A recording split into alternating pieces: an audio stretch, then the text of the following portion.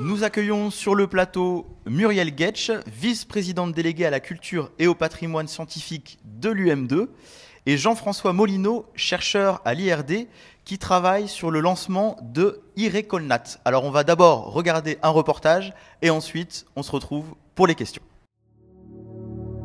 Irecolnat a pour objectif de faire un site web qui présente toutes les collections naturalistes qui sont présentes en France, en commençant par les herbiers. Ce système permet de pouvoir consulter depuis son ordinateur et même de travailler tous les spécimens d'herbiers qui seront sur le site. On va prendre l'image de tous ces spécimens car les herbiers ont un gros avantage, c'est que quand vous ouvrez une planche, en fait, ils possèdent sur la feuille même l'information de récolte, le lieu de récolte, le récolteur, l'espèce. Il est évident, donc quand on prend une image de l'herbier, bien non seulement on prend l'image du spécimen, mais aussi on prend l'image de l'information. Il y a déjà 6 millions de spécimens qui vont être versés à la suite de la numérisation de l'herbier de Paris, et on compte bien en verser entre 1,5 et 2 millions pour l'herbier de Montpellier. Il faut savoir que dans l'herbier de Montpellier, pratiquement tous les spécimens ont besoin d'une remise en état, et dans un deuxième temps, il va passer sur un banc de numérisation, un banc industriel qui sera délocalisé pour pouvoir produire des images en grande quantité et de grande qualité. Ces images seront ensuite mises sur le site web et un chercheur en Amérique du Sud ou n'importe où dans le monde pourra les consulter comme s'il était à l'herbier de Montpellier. Tout ce travail aujourd'hui réunit une communauté importante, je crois motivée par tous ces aspects. Et nous, ça permet d'une part évidemment de valoriser un patrimoine pour les scientifiques, mais aussi pour le grand public. Au niveau mondial, il y a à peu près 2 milliards de spécimens dans les collections. Donc ce sont 2 milliards d'informations sur cet état de la biodiversité et de la géodiversité depuis qu'on récolte scientifiquement, c'est-à-dire à peu près 300 ans. Quand on voit l'évolution de nos sociétés, ce sont aussi des points de référence, de comparaison par rapport à toutes les évolutions. Superbe reportage. Jean-François, comment est-ce qu'on construit un herbier sur 1,5 million de numérisation prévue? Comment ça se passe? C'est gigantesque. Oui, c'est beaucoup plus gros que ça en fait, puisque c'est pas 1,5 million. 1,5 million, c'est pour l'herbier de Montpellier tout seul. Donc comme c'est un projet national, en fait, il y a beaucoup d'autres herbiers qui sont impliqués. Et au total, on devrait numériser plusieurs millions d'échantillons qui viendront se rajouter donc aux 6 millions déjà numérisés à Paris. D'accord. Comment ça se passe? Quand on fait sa rando le samedi, on ramasse des petites feuilles comme ça sur les 10 années et on fait notre herbier. Comment ça s'organise un herbier? Le principe de faire un herbier, c'est quelque chose qui se fait de la même manière à peu près depuis plusieurs siècles. En gros, oui, c'est ça, on est sur le terrain, on observe une plante qui nous semble intéressante, on coupe un morceau, ou si elle est petite, on la prend entière, et puis on note un certain nombre d'informations, donc la date, le lieu de collecte, et éventuellement d'autres informations sur l'écologie de la plante ou des choses comme ça. Donc ça, c'est un procédé qui se perpétue et qui continue à être très utilisé. Moi-même, je fais ça régulièrement dans mes travaux d'écologie. Je fais beaucoup de collectes d'échantillons d'herbier.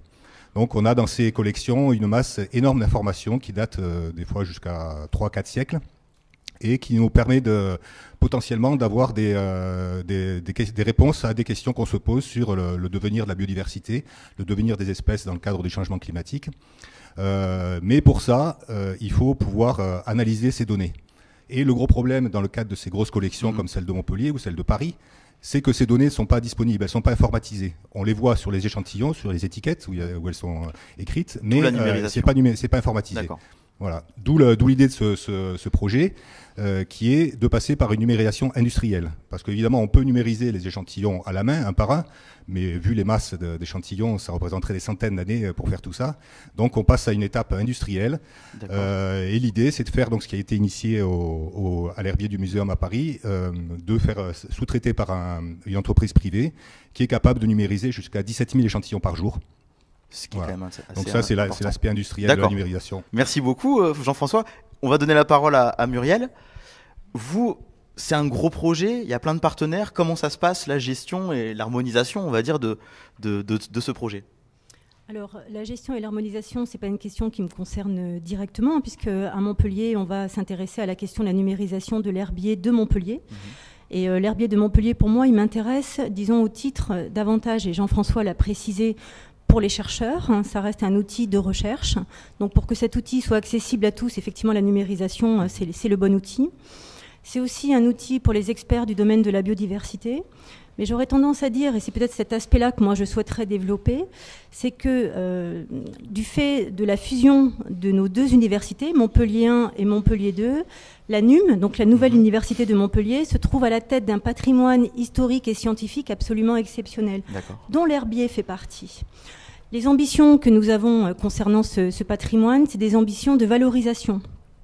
Et je crois que Iricolnat est un projet qui s'inscrit parfaitement bien dans cette ambition de valorisation.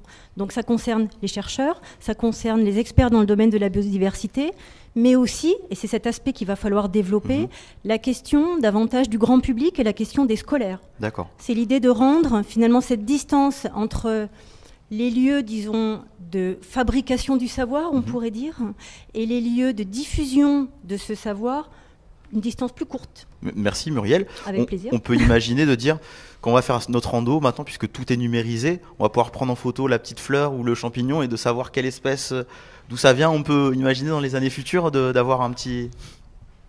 Alors oui, très rapidement. Je peux peut-être donner juste un exemple. Michel Guiraud et Marc Pignal, qu'on a vu sur le reportage tout à l'heure, expliquaient que dans cet énorme processus de numérisation industrielle, ils avaient accepté de prendre l'herbier de lycéens, de façon à pouvoir mettre en réseau ces travaux des lycéens autour de tout le travail qu'on peut mener dans le cadre d'un enseignement, par exemple. D'accord. Merci beaucoup à vous deux d'être venus sur le plateau et on vous dit à très bientôt. Merci. Merci.